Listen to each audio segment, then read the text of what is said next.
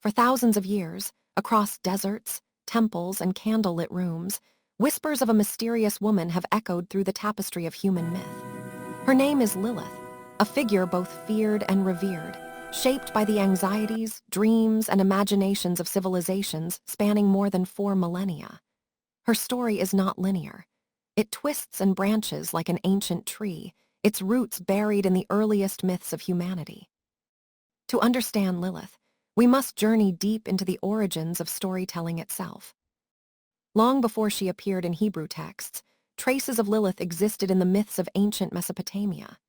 The earliest references come from Sumer, Akkad, and Babylon, in tablets inscribed with cuneiform, some dating as far back as 2000 BCE. These tablets speak of beings known as Lilitu, Ardat Lili, and Lilu, a family of wind and night spirits. These entities were associated with storms, desolation, illness, and the unsettling realm between life and death. They were neither wholly evil nor entirely defined, but they embodied forces beyond human control. In a world lit only by fire and moonlight, they explained the unexplained: cries in the night, sudden fevers, or the unseen presence that seemed to linger beyond the glow of the hearth. One of the most famous pieces of ancient art linked to this mythology is the Burney relief, often called the Queen of the Night plaque. It portrays a winged woman with clawed feet, standing atop lions and flanked by owls. While scholars debate her identity, she might represent Inanna, Ereshkigal, or a Lilitu spirit. The association with Lilith took hold in later centuries because of the nocturnal animals, the wings, and the ancient fear of powerful feminine forces. The relief captures an idea that will echo across time: the image of a woman who commands the night. As civilizations evolved, the myths surrounding these spirits traveled and transformed. When we reach the Hebrew tradition, Lilith's name appears briefly but intriguingly. In the book of Isaiah, the Hebrew word Lilith is mentioned in a passage describing desolation and haunted places. The term is ambiguous, translated variously as night demon, night creature, or screech owl. While this single reference doesn't establish Lilith as a character, it opens the door for interpretation. Over generations, storytellers, rabbis, and mystics would fill that door with narrative, weaving older Mesopotamian imagery into emerging Hebrew mythology. Lilith's definitive story, however, does not appear until the medieval period, in a text known as the Alphabet of Ben Sira, composed around the 8th to 10th century CE. Though meant as satire, its tale of Lilith became enormously influential. Here, for the first time, Lilith becomes a singular personality, not just a type of spirit.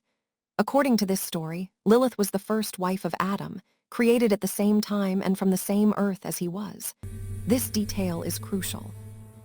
It establishes her as fundamentally equal, a radical idea in a patriarchal context. The story describes how conflict arises between Adam and Lilith. Adam demands dominance, expecting her to lie beneath him and obey. Lilith refuses.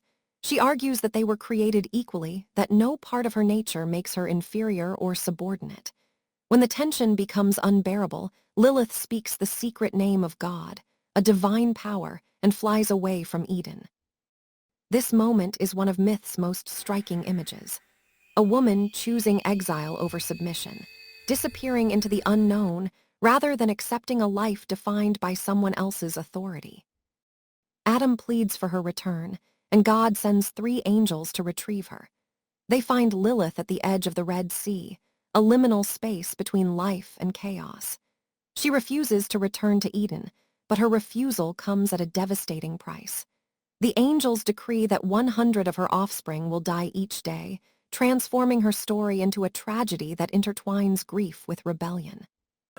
It is this punishment that later traditions expand upon, painting her as a demoness who endangers newborns or seduces men in the night. Through the lens of older Mesopotamian fears, Lilith becomes a symbol of nightly terror, the unwanted visitor who slips into dreams and shadows. As Jewish mysticism developed, particularly in the traditions of the Kabbalah, Lilith's character expanded into complex cosmic symbolism. In texts like the Zohar, she is depicted as a consort to dark forces, a figure aligned with the left-hand path of divine emanation. the side representing severity, judgment, and chaos. She becomes the embodiment of untamed desire, the shadow of the feminine, the antithesis of the nurturing Shekinah. These mystical writings do not simply portray her as a villain, but as part of a cosmic balance, a necessary counterpart to order, a reminder that creation contains both light and shadow. In folklore, Lilith appears in amulets and incantations meant to protect mothers and infants. Her name becomes associated with the dangers that threatened families in a world without modern medicine. But these same stories also reflect deeper cultural anxieties, fears of female agency, sexuality, and independence. In many ways, Lilith becomes the repository of everything patriarchal societies found threatening in women who refuse to conform. Yet Lilith's story is not only one of demonization. Across centuries, she transforms again, this time in the modern era. As the world shifts toward new understandings of gender, autonomy, and personal freedom, Lilith is rediscovered and reclaimed. Instead of a demoness, she becomes a symbol of independence, self-ownership, and the refusal to be defined by oppressive structures. Feminist writers and scholars reinterpret her flight from Eden not as a fall, but as an act of liberation. In art and literature, she becomes a figure of empowerment, controversial still, but inspiring. Psychologists and mythologists, including figures like Carl Jung and Joseph Campbell, note that Lilith represents the shadow feminine, aspects of womanhood long repressed or feared, sexuality, ambition, self-determination, rage, and wilderness. To confront Lilith is to confront the parts of the psyche society teaches us to ignore. Her resurgence in the modern world reflects a broader cultural movement toward integrating these shadow elements rather than suppressing them. Today, Lilith appears in novels, films, music, and art. She is featured in psychological studies, feminist analyses, and historical research. Her image is complex, still multifaceted, still debated. Some see her as a demoness, others as a misunderstood goddess, others still as a symbol carved from centuries of patriarchal fears. But perhaps her true power lies in this fluidity. Lilith endures because she adapts. She absorbs the values, questions, and desires of each era that retells her story.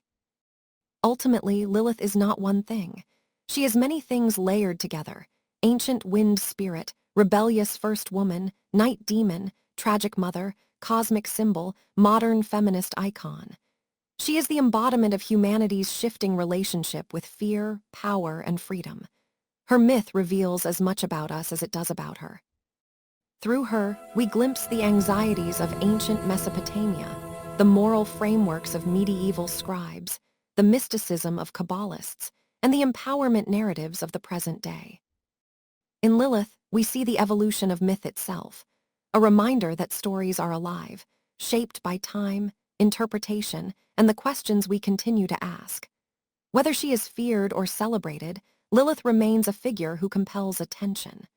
Her story invites us to explore the boundaries between darkness and liberation, between myth and meaning, between the roles we inherit and the ones we choose to define for ourselves.